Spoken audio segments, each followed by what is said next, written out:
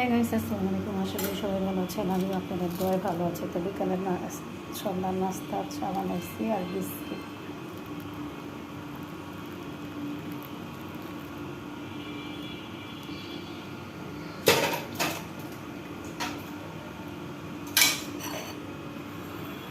তো চা, এই যে বিস্কিট, বিস্কিট খালার কাছে আর চা।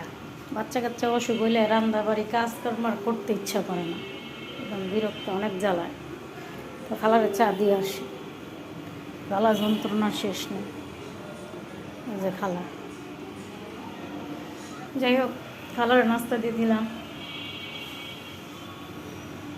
বিস্কিট আর চা, কি নাস্তা বানাবো? বাচ্চা অসুখ, খাওয়াইতে পারি না, কি ঝামেলা। জোর কইরা দুইজন দইরা স্যুপ যাইতা পরে খাওয়ানো হয়েছে। আরে শিক্ষার আর কি, বাচ্চারা যাইতা দইরা স্যুপ রান্দা খাওয়াইছি। ডাবের পানিটা খাওয়াইতে যেই কষ্ট গেছে, তাও খাওয়াইছি। অসুখ বালাইব কেমন যদি না খায়? তো এই ডাবের এটা ফালাই দিতে হইব, নাহলে এটা বাসায় থাকলে আরও ডেঙ্গু হয়ে যাবো গা। তো এটা নিচে ফালাই দিতে হবে। ডাবের খোসাতে আরও বেশি ডেঙ্গু হয়।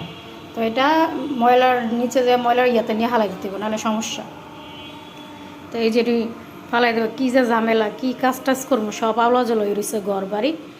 এগুলো বাচ্চা ওষুধ থাকলে কাজ বুঝ করন যায়, আর ডবল কাজ বাড়ে। বাচ্চায় বমি করে দিছে, জোর করে খাওয়ায় বমি করে দেয়। তো বাচ্চা কাচ্চা যার আছে অসুস্থ হলে তো সে বুঝেনি যে কী অবস্থাটা। কাজ করবো না, রানবো না, খাইবো না, বাচ্চা যত্ন করবো না, কাজ করব, মানে একটা ঝামেলা।